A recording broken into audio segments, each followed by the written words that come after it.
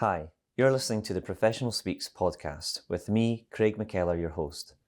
As an ex-Big Four auditor for 6 years, I now run a specialist recruitment consultancy called McKellar Consulting.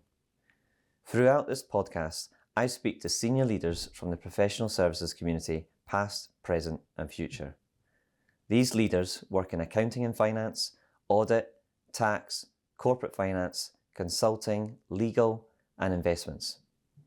In the comfort of their own office, I will be posing questions to our guests to gain insights from them across a variety of topics, including balancing work and life, mental health and mindset, risk-taking, and effective leadership. These insights will help us learn, be inspired, grow, and ultimately succeed in what we want to achieve in our careers. Here's what's coming up on today's episode. The high growth mentality, the high growth mindset, landing a new brand in market, taking a bit of risk, I loved that idea.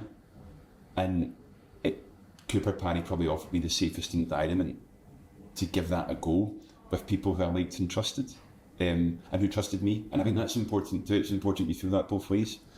So I joined that team, and we grew that team across London, up towards Midlands, really well. And we had a lot of fun doing it. And again, this should be fun. What we do shouldn't feel it shouldn't, hey, work hard, right?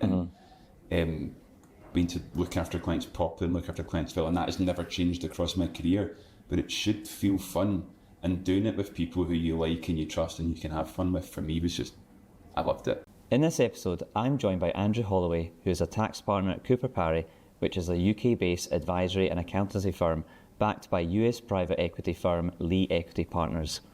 Topics discussed include why Andrew joined Cooper Parry as their first employee in Scotland and the risks, challenges and rewards associated to that. Andrew, thanks so much for coming on to the Professional Speaks podcast.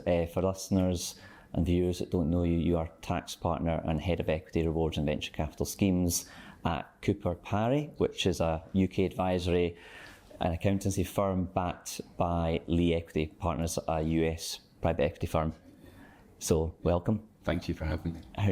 So as I said, I know you, others don't, so it'd be great to start with just a bit about you, your background, maybe your upbringing, Sure. Anything you want to share. Yeah. So, as you said, Andrew Holloway, I tax partner here at Cooper Parry. I've been here for just over 3.5 years. In terms of background and upbringing, probably reasonably conventional, I guess. Brought up by my dad. My dad was a lawyer, so that probably gave me a chance to see what professional services look like in terms of balance, work life, working hard, etc. Pretty early. I've got 2 sisters. Iona and Heather. Iona's just pretty close to me in age, and Heather's about 10 years younger than me, so a wee bit of balance and variety there. Professional career we're going to talk about. I've been with 3 really good firms, Grant Thornton, Francis Carmichael and Cooper Parry, all very different. But yeah, personally, living in Mearns with my wife, got 2 wee girls who are 7 and 4, who are obviously, they're all very important to me, and I support Partick Thistle Football Club, and long-suffering viewers of my LinkedIn will know that, and it's something that I dedicate a fair bit of time to and really enjoy. And other things, I guess, a bit of running, try to keep fit, all these super things. Yep, all these things. Dads who work hard and are told to do to try and keep going. Yeah. So that's really helpful. So, and kind of going into your career, so you studied accountancy at University of Glasgow, then went into your first kind of post-university job into tax. Is that right? Yeah. So, University of Glasgow, super experience, really enjoyed it. Made some good pals, had a good time, as you should do at uni. You should enjoy it, because those years don't last forever. You asked, I think, why tax? I mean, I didn't want to do audit. I knew that. Was that from what you learnt on the degree about it? Maybe more from career spheres and just listening to other people. I also knew that the audit roles, there was more audit roles in general in around about 2010 when I started, and that because there was more roles and a lot of people were in the same situation as me and not actually knowing what they wanted to do, that more people would apply for the audit roles. So corporate finance wasn't a big thing back then off the back of market crashes. It's tricky to get into corporate finance. Once that left tax, we'd done a tax course at University of Glasgow, which was led by somebody called Elspeth Napier, who taught it very, very well. And I enjoyed the tax course. And I thought to myself, well, maybe give that a try. See what I think. I wasn't bound to tax at that point. I just knew I didn't want to audit. So applied to various firms, as you do, coming out of university, trying to work out what's next, and was lucky enough to join Grant Thornton. And that was into corporate tax? I was into corporate tax, but the beauty of the model at Grant Thornton at that time, there were some super people there who I learned an absolute ton from, probably still reflect on that learning today. The beauty of the corporate tax audit at Grant Thornton was you got a varied experience. I did a day in a pensions audit once. That was enough to confirm that my decision not to go into audit was correct. Did a private client busy season. So worked through that January rush. But that was important in terms of giving you a grounding in one, sort of professionally giving you a grounding in hard work, craft to a deadline, working long hours, going towards that 31 January deadline. But also just a wider understanding of the tax world beyond corporate. Went through ICAS studies, did CTA studies in the usual way, and ended up, I was at Grant Thornton for I think about 7.5 years and got a super rounded experience when I was there. And then you went in, or what stage did you, because now, as I mentioned at the start, your title, you're into what some people would call entrepreneurial tax. At what stage did you make that move, and how did you know you wanted to go and specialise in that area? Around about 2015, there was a bit more few more events taking place, a few more things happening in a sort of high growth entrepreneurial space. And what I realised was that I really enjoyed working in that sort of fast growth, slightly uncertain environment. And at Grant Thornton, as I said, really, really good experience, but you were working with later stage corporate. You were working with large businesses who, there's still lots of good, interesting tax challenges. And again, I said this already, I've learned a ton working with those kind of businesses around, managing client relationships, spotting opportunities, managing risk, etc. Absolutely great. But I really liked that fast growth, perhaps slightly different entrepreneurial space. And we picked up a couple of clients at Grant Thornton who were in that space. But Grant Thornton, with the best will in the world, probably wasn't the right firm to really focus on that high growth ecosystem. At the same time, I'd been involved in a fair few bits of equity reward work. So EMI schemes, CSUP schemes, growth share schemes, as well as dabbling a little bit in EIS as and when it came up, and I really enjoyed both those areas. Then an opportunity came up through Susie Walker at Johnson Carmichael to go there and support growing that team, and I felt like that was an opportunity not to be missed. And it's probably also important to say that I was pretty open and transparent with my employer that that's what I wanted to do, and they were supportive and helpful, and I've always really, really valued that. When I said I'd like to go, they didn't say, don't go, we'll do this for you, don't go do that. There was an understanding of what I wanted to do and why I wanted to do that. So it's a fairly seamless transition. I worked my full notice at Grant Thornton. I was more than happy to do that. There was relationships were good and still are good. And ended up at Just Right. For those that aren't in this area of tax, or indeed aren't in tax at all, you're mentioning some acronyms there, EIS, etc. For people in other areas, just maybe give a bit of flavour about what you do in So you can break into the two areas of the work. So equity reward is designing management incentive plans that ideally mean that those who are awarded share options, shares, are aligned to the objectives of their employer, and that they can go on a journey together, and perhaps at the end of that journey, if there's some success, be that through an exit, for example, that they would share in that reward. So it's a share option in its most pure form is a promise that at some point in the future you can buy shares at a price set today, and that to me is exciting. And we don't just, there's lots of different ways you can do share schemes. We try to do it in a, what do you actually want to get out of this? What's important to you as a company? Then we help companies design reward plans that could be through enterprise management incentives, CMI, CSOP, which is company share option plan, which is EMI's big brother. It can be growth shares, it can be cash schemes, it can be lots of those things. On the other side of that, there's venture capital schemes, and that sits squarely in the high growth piece. So from our team, Enterprise Investment Scheme, EIS, it's a very attractive tax relief for investors investing in high growth propositions. And what we do is we get companies ready and support companies in getting ready to receive that investment, making sure they can receive that, and supporting through it. It's a reasonably complex law. I wish it was less complicated, to be honest. Yeah. Not from, because it's complicated, I guess people need advice, but it can be pretty difficult for individually founders to understand, CFOs to understand. So we try to help sort of navigate that landscape and make sure that they're in the best position to take that kind of. And you said, that's what interested you the most, was working with fast-moving, high-growth businesses.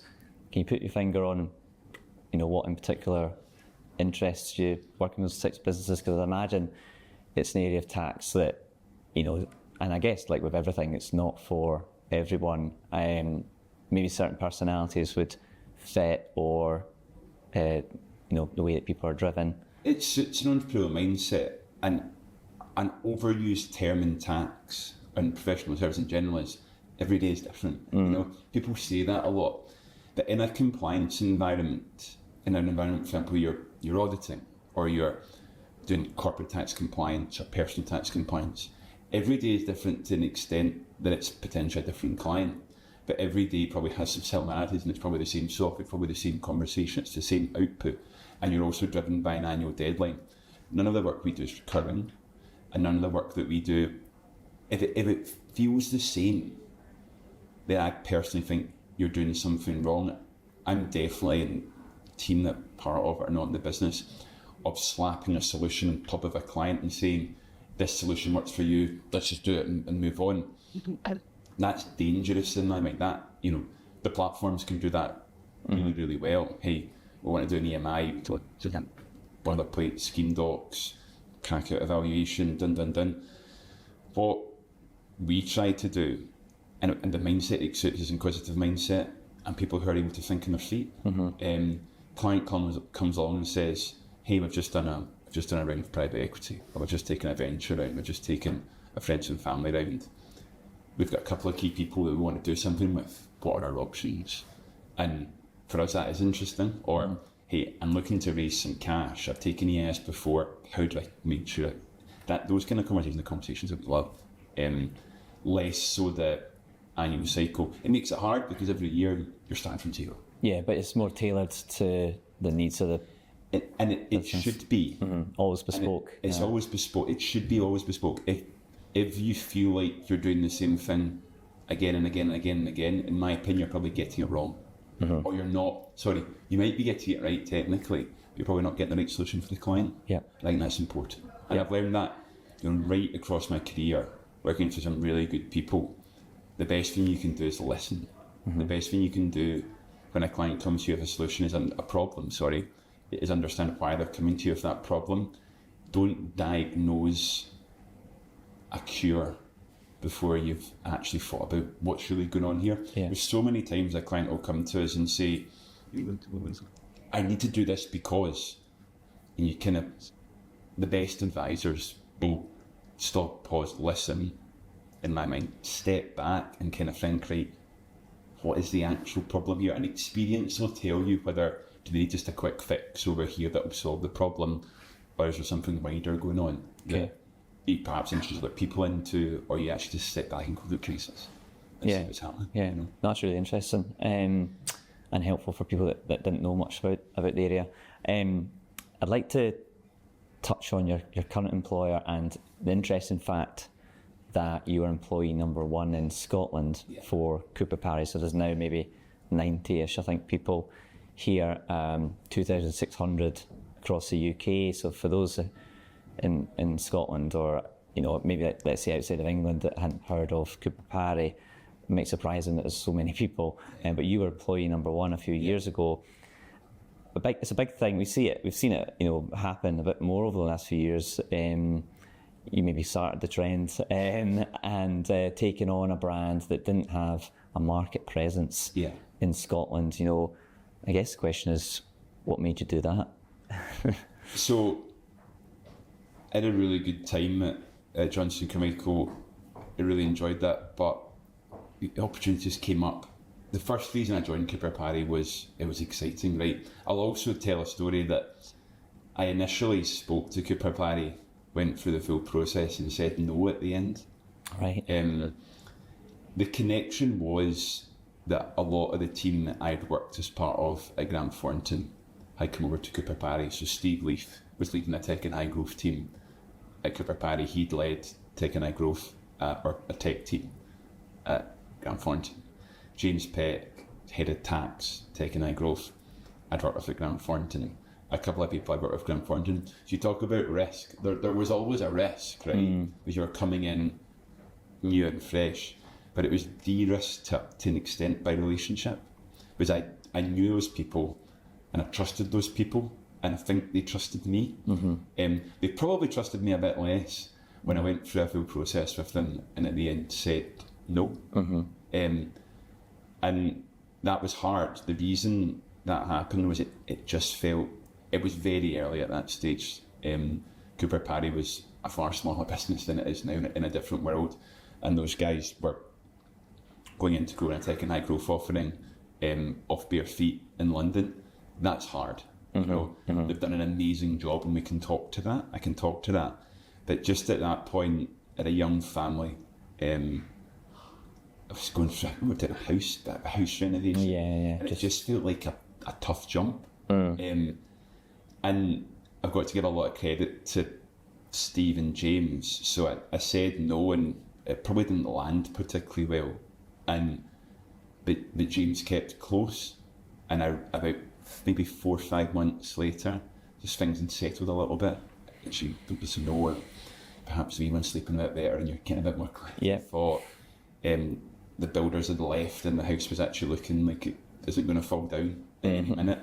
So I went back to James and I said, look, I feel ready for this. And he went, gonna have to, you know what it's like. I know. if you say no once, and then you go back, you have to convince him as to why. It's a bit of a, So that wasn't easy. What I did was I did a sort of why me presentation. So I was to meet them on a Teams call, and I did a bit of this is who I am, and this is probably why I'm ready. And I felt ready at that point. Went through a process. Was delighted to come over. I didn't come over for promotion. I came over to help them grow a tech and high growth team in London, and was more London focused at the start. But there was always a side plan that Scotland would get bigger. It went from 1 to 2 reasonably quickly. Kirsty Irvin, who I'd worked with really closely at Johnson Carmichael, came over as well. But at that time, her and I were working hard to help grow the brand, grow the presence in London, and doing a little bit up here. But it's nothing like what it's got to now. Did it help? So you talked about there's a de-risking element because you knew of people that you worked with. I mean, they weren't up here; they were down south, but still, that helps. And then Kirsty coming on quite soon. In terms of the challenges, then was there also effectively kind of less challenge because from the outset you weren't tasked with everything must be grown in Scotland. It was come and help grow what we're currently doing down south, but over time you can build client base in Scotland, and we will be investing in supporting that vision. And is that right? That's absolutely. I mean, part of it was learning what it's like to be part of a team with a relentless high growth mentality. You know, at Grant Thornton, it's 4,500 people. I was in a brilliant Glasgow corporate team, and got a chance to work in London with some super people as well. Steve James is an example. But I was in Glasgow, doing various bits and pieces. But Grant Thornton, it's a big beast, you know. Johnson Carmichael, I had a great time at Johnson Carmichael, but again, like, really good firm, but just a different mentality. And by the way, not the wrong mentality, but the high growth mentality, the high growth mindset, that, you know, landing a new brand in market, taking a bit of risk, you know. I loved that idea, and Cooper Parry probably offered me the safest environment to give that a go with people who I liked and trusted, and who trusted me. And I think that's important too. It's important you feel that both ways. So I joined that team, and we grew that team across London up towards Midlands, really well, and we had a lot of fun doing it. And again, like, this should be fun. Like, what we do shouldn't feel, you know, hey, we work hard, right? And we need to look after clients properly and look after clients well, and that has never changed across my career. But it should feel fun, and doing it with people who you like and you trust and you can have fun with, for me, was just, I loved it. Like, the first 18 months of Cooper Parry, I learned a ton about setting high targets, working towards those high targets, figuring how to launch into market, figuring out how a brand works. Was it like Grant Thornton and Johnson Carmichael? Those brands were established and safe. I was going to say they were established. They would be known. So you'd still have ambition to grow. You'd still be tasked to grow. But coming into a private equity backed, scaling up firm, I guess they've also got ambition, but maybe at a different level. And the challenge to grow is more than with an established brand. Absolutely. And there's different things happening. You know, when you hired somebody, I remember we brought some brilliant people in at GT in Scotland doing private client work, doing capital allowances work, doing R&D work, but it was always underpinned by a very substantial national model, you know. Whereas we were fire starting in London, for lack of a better term. Cooper Parry wasn't even established in London at that point. Since I joined around about the same day that Waterland came in, which was the first private equity backer of Cooper Parry, and that shifted the mindset, because it meant growth could happen quicker. You know, pretty early on in the journey of Cooper Parry's tech and high growth team, we were focused at the start on Series A plus businesses wrapping around audit, tax, advisory services and going to market, but that left a gap at the front end of the funnel. You know, that earlier stage, we bought 2 businesses. I'd never been involved in, I'd diligenced a ton of things in my time, and I'd worked with founders, worked with CFOs buying businesses, but I'd never seen an operational, professional, you know, work-wise, but also a cultural integration before. And we brought people in from an environment at iHorizon, for example, which was very different to the Cooper Parry environment, and I honestly could not have learned more at that time in terms of, hey, at the end of the day, what makes professional services firms tick is the people, right? Looking after people properly, making sure those people feel, or you might think you're doing a great job looking after them, making sure they feel looked after as well, making sure they're hearing the right messages, making sure what you say is also what they hear, so those things can be different sometimes. So we brought over some great people from my horizon. Two of them still work in my team three and a half years later. But you have to take them on a journey as well, because it's not the same. You know, we've done, at last count, as a firm, 19 acquisitions since I joined. And that's a lot of change. And when I think that the firm I joined had a very strong Midlands focus with a office in Birmingham and a reach into London. If I think now, if you think of the national hubs, substantial and incredibly impressive hub in London, Midlands is still very much the home office, big of space in Birmingham, Manchester, 4 offices in Scotland, Leeds starting up, Ireland, that in Reading, that journey, that whole, that growth, what a story that is. And yeah. when I think back to what it was then and what it was now, it's incredible to see how far it's gone. And Lee Equity, was it last year, the year before that, they came in? Yeah, around about the start of sort of early 2025. Yeah. Equity came in as our sort of replacement private equity backer, for lack of a better term, to Waterland, American side. So it's been really, really interesting since they've came in, and the firm has continued to grow and scale at pace. The ambition is huge. I mean, just to keep growing. But I think most importantly for me, keep doing the right thing for clients. Keep it personal. Keep looking after people. Keep looking after relationships. And keep doing the right thing. That's really important to me personally. Yeah. And yeah, that's, as we embark on the next stage of growth, that's just keep that at the forefront of mind. I wanted to touch on the private equity piece as well, because people in the market who don't work for private equity backed firms or haven't got any experience of doing so might think, I would never get involved there because of the pressure that surely comes from the investors. Do you see it as a very, very different environment from established big players, or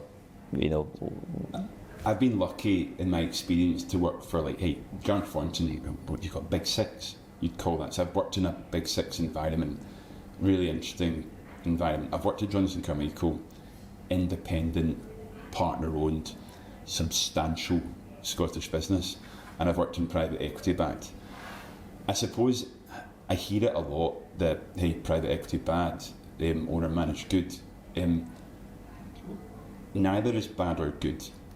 It depends what works for you as a person. I can absolutely say this. There are some super people I work with at Grant Thornton and at Johnson Carmichael, in Johnson Carmichael in particular, who would be a fit at Cooper Parry. There are some super people at Cooper Parry, perhaps, I'm not saying I'm a super person, but perhaps me, who thrive more in a private equity model than doing an LLP model, and that's okay. Yep. And some of the market messaging is that, the big bad private equity, how terrible, they cannibalise people and they don't focus on client service and da-da-da. That's wrong. But then some people will say, old LLP model, sleepy, not doing much. That's wrong too. Both models work. I think both models can be incredibly successful. I think it comes down to you as a person, as to what environment you thrive better in. Yeah, and I think I personally have learned over the last 3.5 years that private equity is probably more of an environment I can thrive and do well in than the LLP model. But both are good. Yeah. Both are great. And I was going to say for clients as well, it's what works for them in their business. I guess big thing in professional services, that's why I love recruiting in professional services, is the people element. And again, clients who are speaking to PE or speaking to independents, it'll depend on what they want to do, where they want to go, and do they have that chemistry with the advisor, do they understand them properly? It comes down to all of that. I would say, surely, then what environment? Again, some clients will suit the LLP model, and maybe a more traditional model. Maybe, and I'm not saying traditional in a negative sense. I'm saying traditional as what you'd expect from an accountant. And some will quite like a more fast-paced, high-growth model. See, at the end of the day, look after the client, and everything should flow from there. You do hear that people seem to think that once you're in a world of private equity, you lose focus in the client relationship. You can't possibly do that. if you lose focus on the client relationship and what's important to the client, you'll lose the client, right? And to grow and scale, we can't just buy businesses and hope for the best. We can't just hire people and hope for the best. We have to have a model which looks after the people that we hire, because we sell people's time for money. At the end of the day, that's professional services. But you still have to. The client is the centre of the universe. You know? If clients don't want to work with us, then we can't grow and scale. And at Cooper Parry, we place a ton of importance in that. You know, I've never seen a firm more relentless in the pursuit of client feedback. NPS stuff, encouraged to get testimonials, encouraged to find out what's gone wrong as well. There's sometimes a fear of asking a client what we could do better. I've certainly found that elsewhere. Whereas, and we're pretty good at it here, like, hey, how can we do more for you? What's not going well for you? What do you like to see? What would you rather not see? So, I can't even remember what the question was, Craig. But I'm saying that both models work, both models can thrive, but both models have to put the people and the client at the centre. Yeah, no, I agree, and I've spoken in the past that, you know, this myth that private equity kills things is rubbish, because, you know, these are firms that have got an ambition to scale. To do that, you need to treat your own people well, and you need to treat clients well. Otherwise, like you say, you're not gonna reach your ambition. You're not gonna have business. You know, and kind of going on to Cooper Parry, you know, they've done, I would say, done well to really come to market with a unique identity. You know, with that tagline, the Rebels of Accountancy. You know, it's something I hadn't heard before at another organisation in professional services. You know, it's you know, like I say, it's very unique, and with all the branding, you know, it's very colourful and everything. It's, you know, it's definitely stands out from other firms, whether they're LLP or Big Four, for example. On that, you know, does that mean that, you know, who would be a good fit in a Rebels for Accountancy practice? I think particularly for those of us who came first in Scotland, launching a brand in a local market is different. Launching a brand into London, launching a brand into Reading, it's different, because there's different market force at play, different parts of the country experience things in different ways and feel things in different ways. I think for me, when I joined here, the absolute critical bit was living, breathing it, and being able to tell the story. And I really enjoyed the fact that I almost had free rein not to say what I like. And people who know me probably think I just say what I like anyway sometimes. But we, when Kirsty joined, and as we grew, we got it. I think at the Christmas party in 2024, we had 6 or 7 of us there. And then last year, there was best part 100 there. We want people who want to embrace the brand and feel like they're empowered to have a bit of fun with it. And that, you know, we launched the brand formally last year. We had a launch party that I think many people would say, hey, different. The feedback we got was pretty much across the board amazing. Just different from a professional service perspective, different from an accountancy perspective. Having a DJ, music performers, having dancers, having people going and doing magic tricks, having a Rebels lounge as well as a wider space. You know, it's a dreadful night for it. We still got a great turnout. We were delighted with that. But it's having people who feel safe to play around with the brand and embrace it.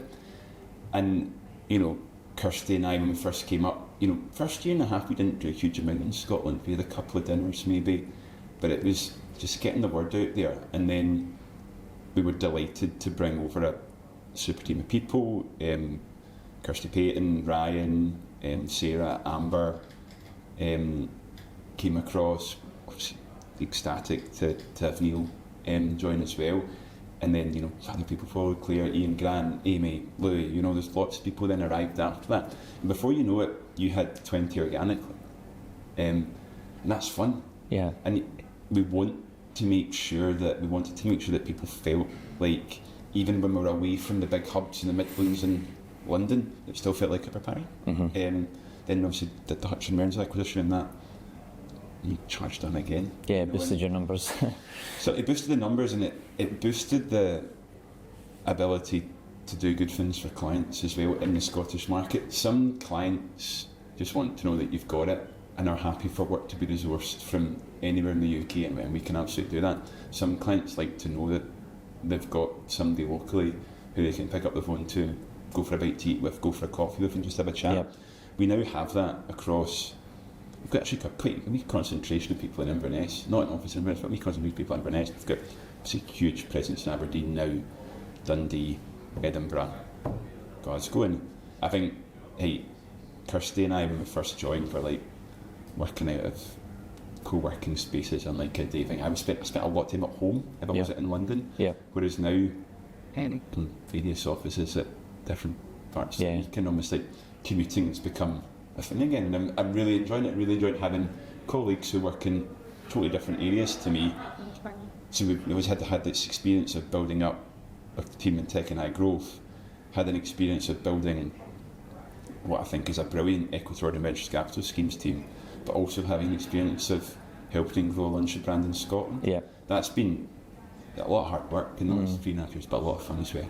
More hard work to come. You know, what's the plans for the next year, couple of years? World domination. No, in terms of the wider Cooper Parry business, plans to just keep on growing at a substantial rate. In terms of Scotland, plan to grow to, in the next 3 to 4 years, 50 million to 100 million business in Scotland. We think that will mean somewhere between 350 and 700 people in Scotland. We're always on the lookout for good people, you know, but you know, you can't just do that organically. So you need people like me. Absolutely, of course. But you know, there's also like acquisition. Of course. That, and you know, market consolidation absolutely is a thing. You know, it's definitely happening. So across the next 3 or 4 years, I think you'll be hearing a lot more from us as we keep growing. But I think what we want to do is hang tight to the values of Cooper Parry, which are important, look after our people well, be seen to be doing the right thing, and be seen to be supporting clients. That will remain core mission. As we get bigger and bigger, one opportunity. But the challenge as well, it's not, you can't just get bigger and bigger and expect that everything that was the same as the 20 people is the same at 350 people. But we'll do our best to make sure that we try to do all the right things. Yeah, no, great. I can't do this podcast without mentioning, you know, Partick Thistle again. Tell us, you know, what you're, other than supporting the club, you know, what are the what is the non-voluntary, the voluntary role that you do. But say a bit more about, I guess, your journey with that, because a lot of people have non-exec roles or voluntary roles, or on the board for different firms, different organisations. For you, it's with football club that you support. Tell us a bit more. Football's a fun business. Again, I've learned so much from being involved in football. It operates in its own world, but I've had a chance to work with some great people, which is important. Learn from their experience. So back in 2022, I think a few of us felt that the football club perhaps wasn't particularly going in the right direction, I guess, being diplomatic. But you can think that in life, and you can moan about it on social media, and you can moan about it to your pals, or you can do something about it. And a group of us decided that there was an opportunity to do something about it. So there was a sort of dormant body almost called the Jags Foundation, which was an entity set up and was supposed to receive the shares of Party Muslim Football Club shares, which were held by the late Colin Weir, who had been incredibly generous to the football club, and it was set up to essentially hold those shares on behalf of fans and take us on a fan ownership journey, one that you would know well from Hearts being a very, pretty successful example of that. And hey, they're doing great this season as well, which is super to see. A bit of drama around that, I think, is an incredibly easy summary. There's a lot more than that. Again, I should point out that I was lucky to have an employer who allowed that and was willing to support that. And I think that sort of value flexibility was essential for me. Young family, job where I travelled a bit, and sort of strange desire to keep getting more and more involved with Partick Thistle. So we span up. It started really simple. It started with just maybe 15, 20 of us signing an open letter basically saying we'd like things, and a brief summary, we'd like things to be better at the football club who joined us, and we got about 900 signatures in that letter. And it went from there, and the group of us got elected to be the board of that organisation. We were involved in some boardroom change at the football club, staying really diplomatic here. But we turned that fans movement into an entity now. It's got over about 1,800 members, and per month puts in, free of charge essentially, £15,000 to Partick Thistle Football Club, academy, and Partick Thistle women's team. That building that with some amazing people was one of the proudest moments, to be honest. Like, doing that was class, and I did 2 years in the foundation board at that point, and I also had a fun stint on the football club board as part of that as well. But again, I mean, that world is weird and wonderful. Got some great stories from, my first boardroom experience was Peterhead, and that was the only director who could make it. So Peterhead away in the cup, the Partick Thistle board that day was made up of me and my 2 girls, and that was fun. And hey, the girls loved it in a way because they got to experience at football club boardrooms. People think it's a funny world. They got to experience it, and it was fine. And enjoyed it enough. But the girls loved it, particularly my oldest daughter, to the extent that going to sit for her on a plastic seat now isn't really something that she massively values. Yeah. But she's used to being very well looked after, and you do get really well looked after in boardrooms across the country. I came off the football club board honestly as soon as I could. It wasn't something that perhaps suited. It's just a huge time, and I'm one of those people that if you're doing something you have to do it properly. Yep. So I'm not going to put my hand up to be in the football club board and then not embrace what that should offer. So I can't have missed more than a couple of games, and I was on the board maybe one for 7 or 8 months. Can't have missed more than a couple of games home and away. A home game didn't just involve turning up for the football and getting up the road. It would involve beforehand sponsors around the lounges, entertaining arriving directors, watch the game, the roof and rights. And travelling. Inverness, Peterhead, that's a lot. Came off the foundation board at Slimmer as well. I needed a break from it, but I came back onto the foundation board a few months back, just to help, and there's a lot of good things happening in the football club. It's still hard. Championship football's hard. Yeah. But we've got a great manager, a great team, a lot of belief, and for me the best thing about going to football has been in the away end or the home end of the games. I didn't mind being in the boardroom, but I prefer go with my girls, go with my dad, go with family, go with friends. That's what it's like to me, and we go everywhere. I think I've missed any, certainly 2026 and maybe missed 5 and start the season. We go every week, and I love it, and it's important, and my little girls love it, and I say they love it, and they're told to love it. No, they're not.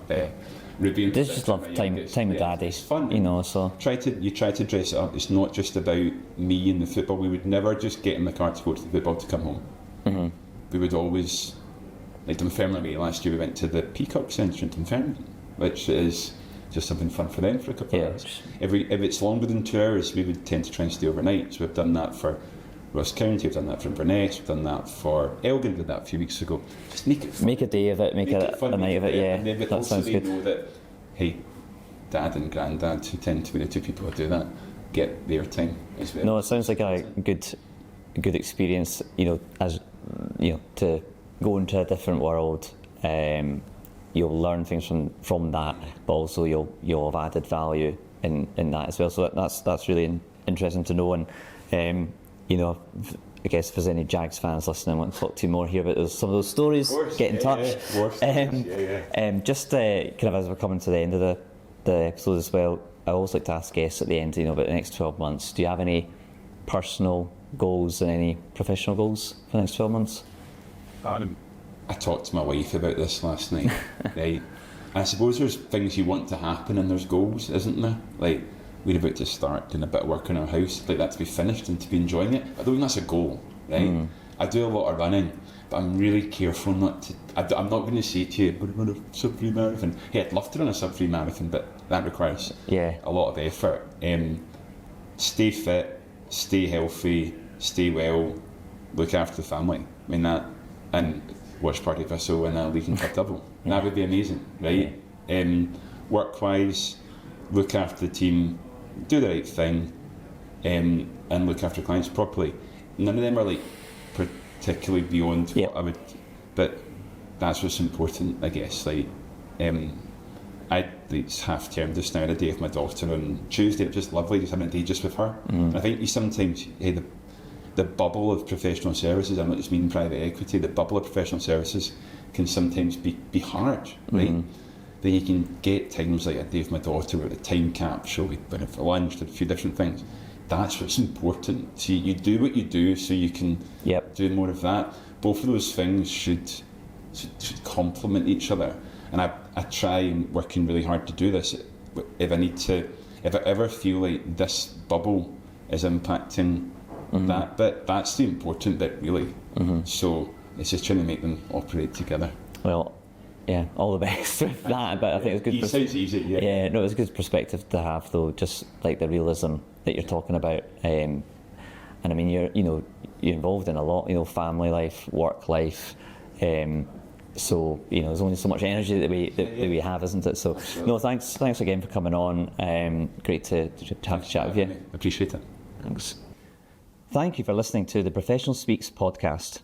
Remember, you can watch the episode recording on our YouTube channel, and if you can, please do subscribe and share with all of your friends. The more people who listen to this, the more guests we can have, so that you can learn, be inspired, grow, and ultimately succeed in what you want to achieve in your career. Please also visit our website at www.mckellarconsulting.co.uk and feel free to contact me if you have any feedback on this episode or would like to chat about your career. I'd love to hear from you. This podcast was produced by Springwood Studio Productions.